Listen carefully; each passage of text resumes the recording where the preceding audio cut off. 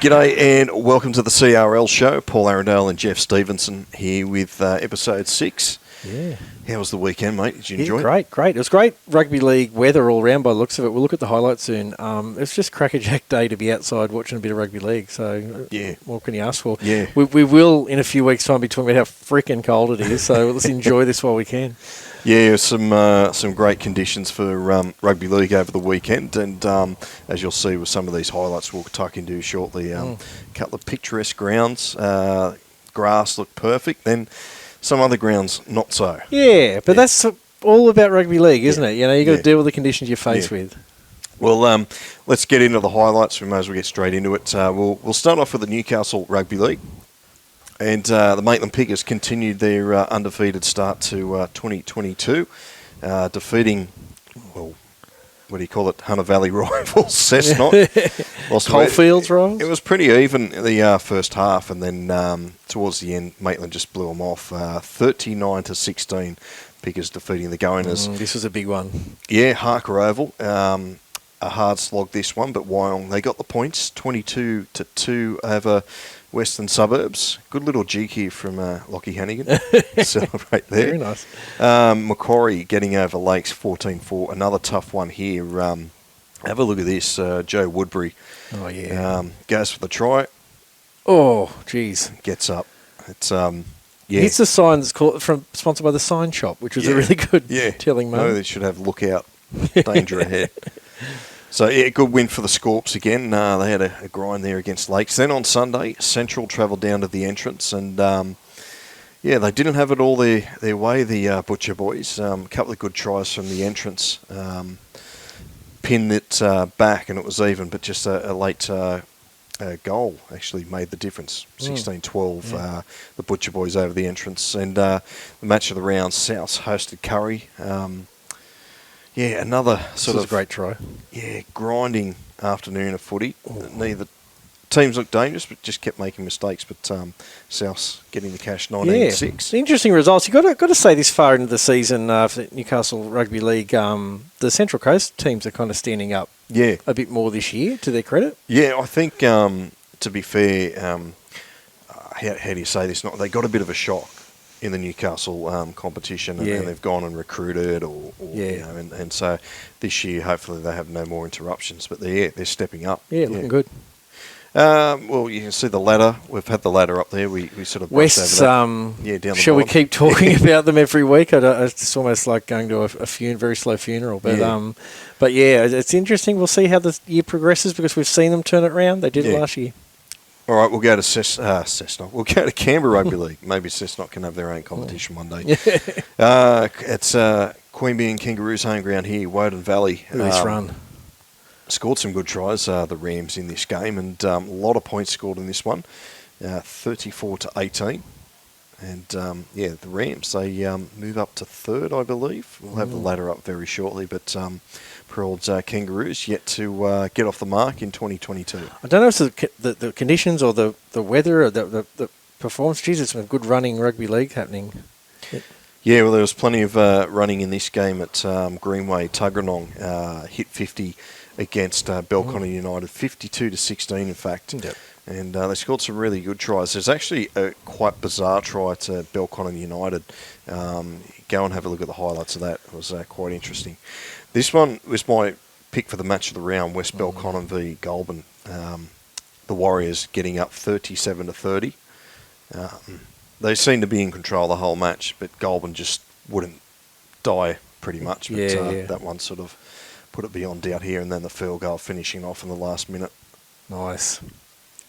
And match of the round was Yass v Gungahlin, and many would have tipped Gungahlin to win this. I was one, but Yass at home, they got the points, 34-16. Yeah, some comprehensive results too. Yeah. You know, like really, really strong showing by Yass. And the ladder there, you can see a bit of a logjam there. Tuggeranong up there, Woden Valley, West Belconnen as well, and Goulburn City who got the bye this week. So pretty close up the top. Yeah. Like I said, beautiful conditions down southern New South Wales this weekend was just fantastic. We'll see some we'll get that up now. Yeah, if I can find it on the screen, I'm sort of. You can see Yass looks very un-Yass-like. Give it a couple of months.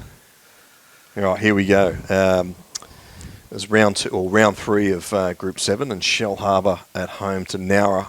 So I love the grounds down the south coast. Yeah, The picket fence. Yeah, fantastic. Some good tries in this one in the south coast game. Shell Harbour 42-6 over Nowra Bomaderry. Shell Harbour's looking strong. Yep, undefeated from 2 starts. Jamboree at home to Shell Harbour Stingrays. Jamboree winning a tight one here, 14-12. They were kind of the team, I don't know, my Smokies. I thought they start off really well, Jamboree, this year. They're sort of finding some form. Yeah, it's good to see a bit of mud on the jerseys. Then at Kiama here, the Knights, 38-0 over Berry. Another good result for the Knights. They keep their undefeated record too. Yeah. Great backline plays for the Knights in the past few weeks. And look at that ground. It's just beautiful. Yeah.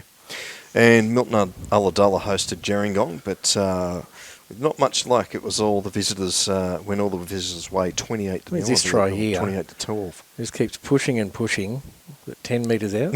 Yeah. And keeps going and going. It was one of those. There's been a bit of that in the NRL lately, where forwards just keep the legs moving.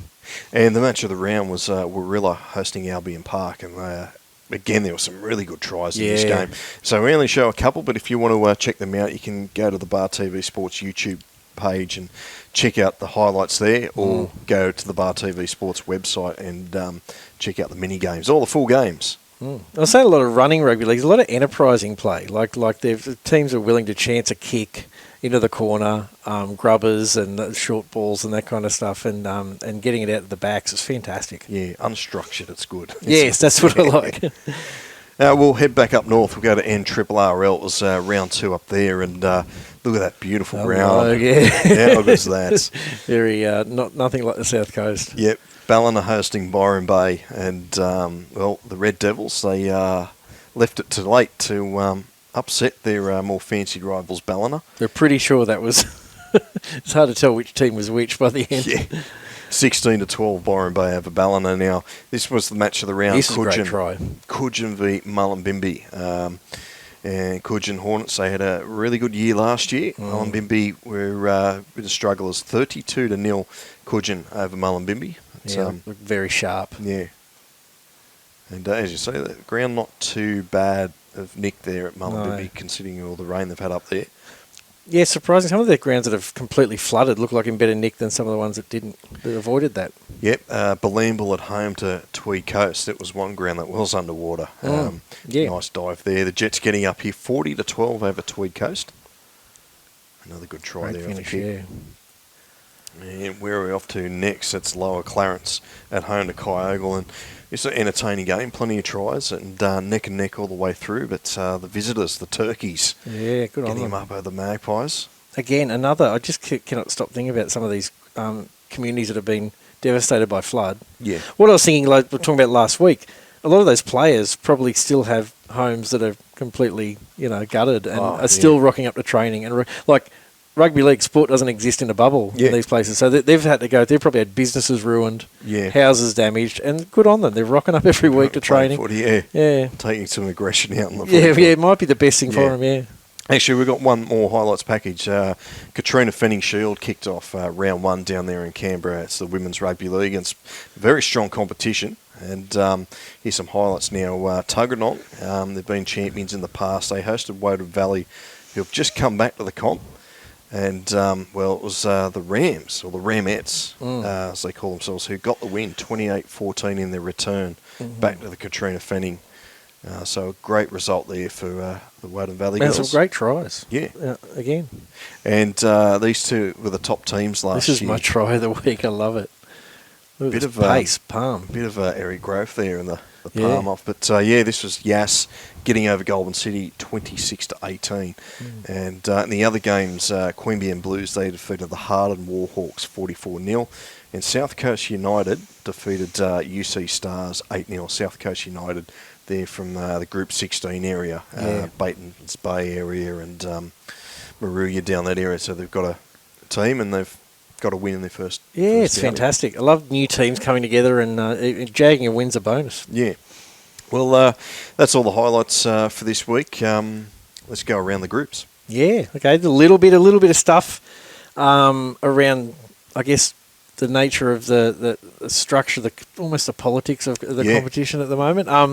The Group 2 and Group 3, there's been an announcement this week. They're going to host or run a combined under 15s comp. Yeah, okay. It's going to be called the Bulldogs Challenge. Now, reason is Canterbury Bulldogs are basically either funding, running, or doing. But I don't know. I think it was almost their idea to put this together. Does bring into question that kind of like NRL clubs parachuting into an area. Yeah. Hosting this fantastic, wonderful new comp, picking all the best players they can possibly find and nicking off again. Yeah. That's what I mean. Is that there's a politics there in that a lot of people would say that Penrith are doing it out west in a better way, where they're sticking around, they've got development offices and that kind of stuff. It's almost like I'm wondering now the NRL clubs are now going, oh, geez, what area can we claim? Yeah. How can we claim it? Yeah. And this, in my opinion, is a pretty cheap, nasty way of claiming it. It sort of feels like it's just like, let's just run a comp, and it's almost like a trial. Well, look, I've got no qualms with them having a separate comp, as long as it doesn't take away from the existing competitions that are there. So I don't think the Bulldogs should come in and pick the best under 15s from the whole regions, have their own competition, and then say to a Coffs Harbour or Aurora Valley and say, hey, you can't go and play back with them.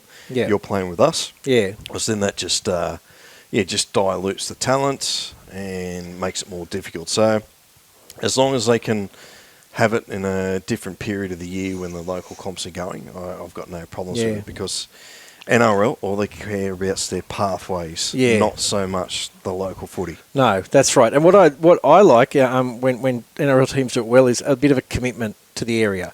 Yeah. So you see something like the Eels in Darwin. They've played there a few years in a row. If they were the ones to say, look, we're going to open up a pathway development sort of competition in Darwin, I'd be like, that kind of works for me. You've actually made some commitment to go up there every year. Fair enough. You know what I mean? And like Penrith are kind of doing it that way. This whole idea of, I mean, if the Bulldogs had, I don't know, made some effort other than this for the area, I would go, that's fine. And areas that are inherently connected to the clubs I don't have a problem with. Like I think if the Titans are kind of moving down into that area, I kind of get it. Yeah. When the Knights kind of go up to Port Macquarie, I kind of get it. But Canterbury to kind of go in the middle of inner Sydney and plonk themselves in the middle of the sort of mid-north coast, north coast, it feels just a little bit like them making an opportunity out of nothing. Look, I hope the Bulldogs prove me wrong, and but I just worry about that they come in and set up this comp and it's just going to ruin what's already there. Yeah. And for the kids, I just think of the kids' perspective up there, they might enjoy this comp then, and then at the end, then what? Yeah. The Bulldogs kind of leave with a few kids that they've got penciled in for flag and ball and stuff, and the rest of them kind of stand there like, oh, what do we do now? Yeah. Whereas I think at least Penrith, I like how Penrith have got development offices in Bathurst and the surrounds. Yep. They can just keep working out there, whether there's games being played out there or not. Yeah, well, it's Phil Gould who started all that Penrith stuff, so maybe he's got the same idea for Canberra. Yeah, hopefully it's coming from the same angle kind of thing. Just another one of my favourites where a local junior returns home, or kind of via other parts. Justin Carney, the former winger for Tigers, and who did he play before that? The played Roosters? Canberra, that's where he started, Canberra. Anyway, he's going back to Trangie. It's an interesting one, playing for Trangie Magpies in the Castlereagh comp. He's from Trangie, born and bred, but never played for them because they didn't have juniors. Wow. Okay. So his family, I guess, would drive him to Nyngan every week, and he played for Nyngan for all of his juniors. Now, he's since played for Nyngan. He played with them a few years ago, and I think he was playing for them last year, I'm not sure. But he's returning nice enough to Trangie, which is a pretty small club. It'd be a pretty big boon to have a former NRL winger on your roster. Yeah. So, good on them. I really liked when those juniors got returned. It's an incredible story to think that his hometown didn't have a team. He's got to travel to another centre to play. Then somehow make it all the way to That's an incredible story. Yeah, exactly. You'd make it to NRL England and back again. And to sort of return in this way. Like he's 30, I think he's 34 or something like that. So he might just play out his years there. But like I was saying last week with Josh McCrone, there'll be a bunch of young kids there. They might not have any clue who he is because he's a bit old now. Yeah. But they can look it up on YouTube and they can go, wow, that's pretty amazing that this guy used to live in that street, played NRL, More, typically sad news. Unfortunately, the Glen Innes Magpies are not playing Group 19 this year. Disappointing, yeah. Usual deal, lack of players. Yep. So, what can you do to solve that problem? It's hard to know. Blake Ferguson news. Oh, here we go. Thirlmere, his dalliance with Thirlmere is no more. It was a short affair, unfortunately, and he's off to Lee in England to play championship for the Lee Centurions. I think it's also still a boon that he's going over there and a bunch of Lee fans find out where he's come from. Shame Thirlmere couldn't sign him on a 2-year deal or something, because then they could have put it a transfer fee. Yes. Like what the English clubs do to guys who want to come back here. Yes. And I mean, if Lee were silly enough, imagine if it was a significant amount, it would make a massive difference to the Thirlmere coffers, relatively speaking. But hopefully, he's taken something from Thirlmere. Maybe he carries a little bit of Thirlmere with him wherever he goes now, but I don't know whether he'll be back there. But hopefully he can come back in some capacity and kind of be a part of the club again. Curtis Scott's still there, so we'll see how they go. Apart from that, there's not a lot of other... that's probably it for me. There's still just a general call-out for trainers. If you're wondering what's going on, Jeff's just ducked out of camera. Dylan, my greyhound's just walked in. He wants a bit of a pat. Yeah, so I'm learning that doing things off camera can look a bit sus unless you explain them. Anyway, a call out for referees. Now there's a call out around the state for trainers. There's a lot of courses being run in your area. Get out there and see. What they're basically saying is, without an official trainer, each junior club at least can't run a comp sort of thing. So again, it's just those volunteers that no doubt are busy trying to keep things going in their own kind of lives. But it'd be great if people can get out there and look at doing some training courses. Yeah, that'd be great. Yeah. There's always something, isn't there? Yes, exactly. Yeah. So the referees are fine, but I thought, of course, you need trainers. You need that support staff as well.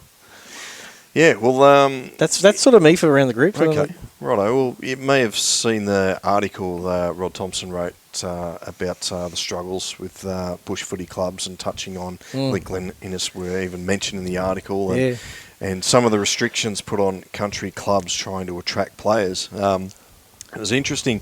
Mick Ouchin, the president of Curry, he had made his piece with it, and it's a bit of an interesting one where you can't get rep players from other groups. There is a point system. I'm aware of that, but I think the New South Wales Rugby League need to look at it and make it like a region by region. I think it's there to protect neighbouring clubs from poaching from other neighbours, like say, for example, Cessnock pinching from Curry. But when someone lives at West Wyalong or Griffiths and they move the family up here for work, he can't really go back and play for his junior club 6-7 hours a week, can he? So he needs a club to play for. So I think they've got to sort of just look at... I like the point system idea, so just a club doesn't just stack. But interesting article if you haven't read it, Rod Thompson.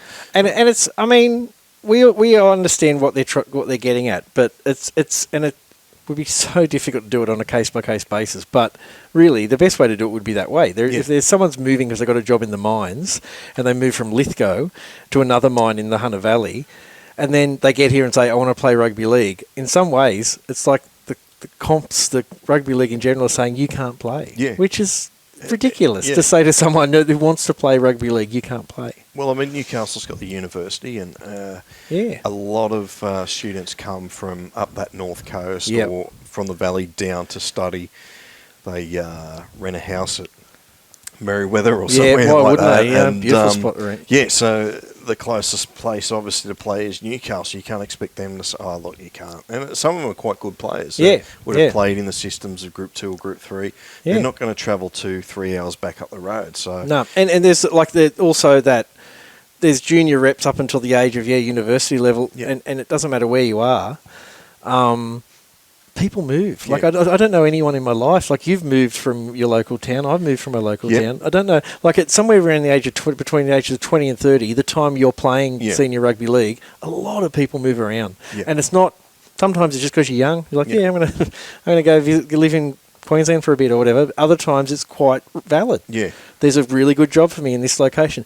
I just can't get my head around someone being told they can't play... Sorry, go play another code. Go play for the local rugby club, go play second division or something. It's It's mind-boggling, but as I say, maybe it's just an area where they haven't thought about, or they have thought about. I don't know, but we were talking about like the Justin Carney situation where he didn't have a junior club in his local area, but they had a senior club. Like the Snow River Bears are the same. I haven't mentioned them for a while, but I will. There you go.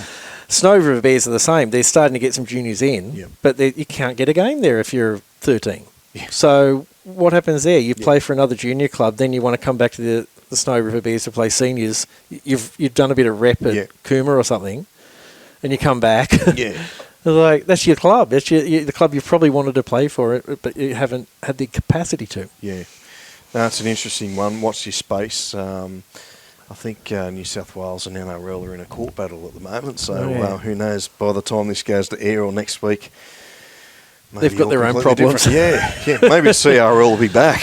And I mean, oh God, what can you say? Here we are talking about clubs trying to be responsible for the areas, and they're wasting money on lawyers fighting each other. And you think, geez, the amount of money that they would have spent just rocking up to court for this kind of stuff, it's pretty frustrating. I think a better word for it's pissing contest. But anyway. Exactly. Actually, cheer up, Snow River Bears, I haven't mentioned, and for those who listen to The Shed, the previous iteration of the CRL show, I had a bit of a bromance with the Snow River Bears.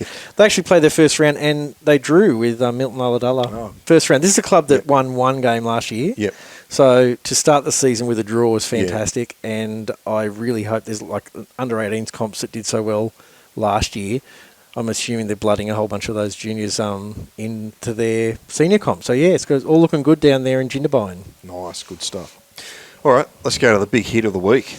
Ooh, there was actually a few in contention, I think. There seemed to be there was some quite good quality ones from the highlights. So this is first grade Queanbeyan Roos hosting Woden Valley, and quite a good one here. Looking into the sun, maybe he didn't see him, that's why he got poleaxed. Well, it looks like a good play. It actually looked things were looking quite good, and then I mean, it's a quality piece of defence. He lined him up from a long way. And we had the referees mic'd up for that, and just like the touch he made, he's not getting up. Getting up. It's not a good thing. You know, things are going bad when they're being told that. So that's the big hit of the week. Brought to you by nobody. So sponsor Manshake. Did we said that? Stop giving him plugs, mate. He doesn't need it. I'm sure he listens. I'm sure someone. Come on, Adam. Just a little bit of coin, mate. Anyway, that's the big hit of the week. Quizmaster trivia question. We put up a photo last week. There it is again. Yep. For those listening. Yeah, so if you're listening, you might have to pull over and have a look back at the tape. But, it was a picture. There it is there. We wanted to find out what the team is. Now, we had a couple of guesses last week, but nobody got it. There you go. It could be carryover prize where you win a subscription and a multicoloured pen, maybe. Yes. I don't know. But, so we'll keep that as a Quizmasters trivia question this week. Can you name this team? Should we give out a clue based on the fact that no one got it last week as to an area, maybe? This is the only clue I'm going to give. Oh, okay. That's it. Okay. That's the only one. Okay. I want to do it to you as well, but I thought that's probably not a very good thing to do. Some sort of WH&S issue around that. Yeah. Okay, right. Yeah. Okay, can I do the clue as well for those watching? Ready? Yep. I didn't do it as well as you, but that's the clue. No worries. Well, that's the Quizmaster trivia for this week. We're pretty much almost wrapped up. Yeah. It's a crackerjack. Next week's games. Crackerjack week ahead. Plenty of footy. Queensland returns. They had their representative weekend last weekend. So we'll go to Gold Coast as round 5. There's the games on your screen there. Probably Mudgee Bar v Runaway Bay. I think that is the match of the round. So that'll be a close one there. Runaway Bay's on top, but there's a bit of a log jam with Southport, Burleigh and Mudgee Bar are all sort of contending, so that'll be a good one. Yeah. There'll be a few good ones up there. Helensvale, they've sort of had their moments this year as well. Ormeau. I still struggle to say their name. They've got to bounce back, and it's going to be a tough one to bounce back against Burleigh. Yeah. Sunshine Coast, round 4. Gympie host Maroochydore. Kawana, top of the table, host the Beerwood Bulldogs. Then you got Noosa, Caloundra, Caboolture and Nambour. So there's a couple of good, interesting clashes there. Yeah, and maybe some more night games up there would be great. Yeah, 3 6 p.m. kickoffs and the one Sunday afternoon. Can I just interject, though, that I didn't acknowledge last week when we were talking about Kawana, that they are actually coached by Rob Ruff. Yeah. That was something that struck me later on. I kind of was doing a bit more research and getting into it, and I realised that he isn't just a quality game show host, quality newsreader. He's also a quality coach. Yeah. They won the comp a couple of years ago, and he was a head coach. Yeah, so he knows what he's talking about. Yeah. Yeah. I'd be inspired if I was like a second rower playing for Kawana, and Rob's like, "Come on, mate, you can do better than that." Fantastic, but no. All to him for giving up his time. That could be next week's Quizmasters trivia question. Who's the coach of Kawana? No, it's like it's too easy. Those didn't listen. Name another coach that's been sort of like maybe TV host or radio personality. Yeah, the closest that at the moment it's like name a coach that was also a reality show star. Yeah, which is Sammy Burgess. Yeah, but that's good. it'd be interesting. Yeah. Alan Jones for Balmain. Yeah. Would you count him a coach or a mentor? Well, it's funny because I was a kid back in that era and I just knew him as the radio guy. I didn't know he'd done the Wallabies and that stuff. I didn't understand at the time why he became Balmain coach, and I still don't. Like, I sort of thought as a kid, maybe I don't get it. Maybe there's something else he did, and now I look back and think, how the hell did that happen? It's like getting, I don't know, Ray Hadley or Stefanovic or something. Paul Arenado coached the West Rosellas, maybe. Oh, rumoured. What do you know that we don't know? No. Yeah. Anyway, I just thought I'd put that out there as something something that maybe I didn't know. I guess everyone up there probably knows. Yeah. So I'm sorry, Kawana, but that's it's very, very interesting. That he's not just a coach, but obviously a very good one. Yeah. Oh, well done. Group 7, South Coast, will be round 4. Gerringong v Shell Harbour, both undefeated. That'll be a beauty. Yeah. Jamboree and Albion Park too. There's some really good ones. Stingrays v Warilla. And Milton Ulladulla looking to break their duck against Kiama, and Nowa and Barry also winless. Yeah. So one of them could break the duck. Yeah, there's some great games there. And like I said, Jamboree is still my team. I just think are going to hit a purple patch at some stage, so you'll see how they go against Albion Park.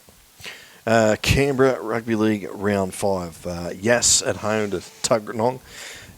Whereas Woden Valley v West Belconnen, that'll be a beauty. But also we've got the Queanbeyan Derby, the Blues v Roos, both down near the bottom of the table. So that will be a tough one. And it's the second one for the year. Yeah.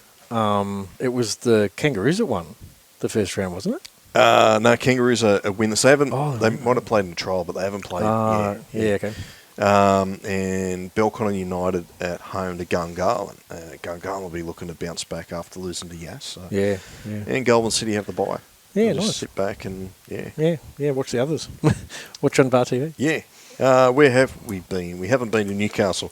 Round 7, Denton Engineering Cup. Wongs at home to Cessnock. West in the entrance, Lakes and Souths, Curry, Maitland. That'll be a good one at the graveyard. Yeah. And the match of the round, Central v Macquarie. It's 2v4. Yeah. I don't like using the words must win at this time of year. I don't like to say it until it's winter time. But West versus the entrance, West are probably getting close to must win. We're like really even just to build a bit of confidence. I think the beauty, because Maitland's so far out in front. And then you got 4 or 5 teams on 6. Yeah, they actually probably can afford to probably lose another 3 or 4. That's like last season. Like we just thought, they got no hope, and it looked like in the end they could have just got the minor premiership and just won every game till the end of the comp until COVID sort of snuck in. But no, that'll just be interesting to see what happens there. NRRL round 3, Morris Brothers at home to Kyogle. Byron Bay v Evans Head. That is the match of the round up there. Byron Bay, they had a good win over Ballina, and Evans Head, they haven't played a game yet. They've had they've basically had 2 byes. Yeah. So they'll be fresh. Yeah, they'll be good to go. Actually, it's an interesting, do you want that? Do you want to start a comp with 2 byes? But, Well, if anything to go by the entrance, last year and this year, they had pre-season with no trials, and they had washouts and all that stuff, and they just went in. And I think they won their first game both weeks. So, who knows? Trying to watch. Could be an omen. Tweed Coast at home to Ballina. Balambul against Northern United. And Murwillumbah host Lower Clarence with Coogin and Mullumbimby having the bye. Yeah. Yeah, So no, that's, looking forward to it.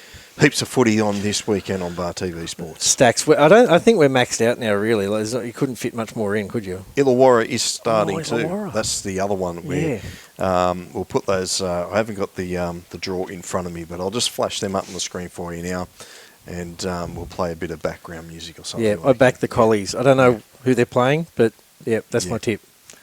Yeah, so that's it. That's how many is that? 7, 6, 8. I don't know. Heaps of footy anyway. Yeah. It's almost now when you're watching Bar TV on a Saturday, it's you're spoilt for choice. You're like, well, where do I go? Where do I, do I go up north? Do I go down south? Do I stick around the middle? That kind of stuff. So. All right, mate. Anything else?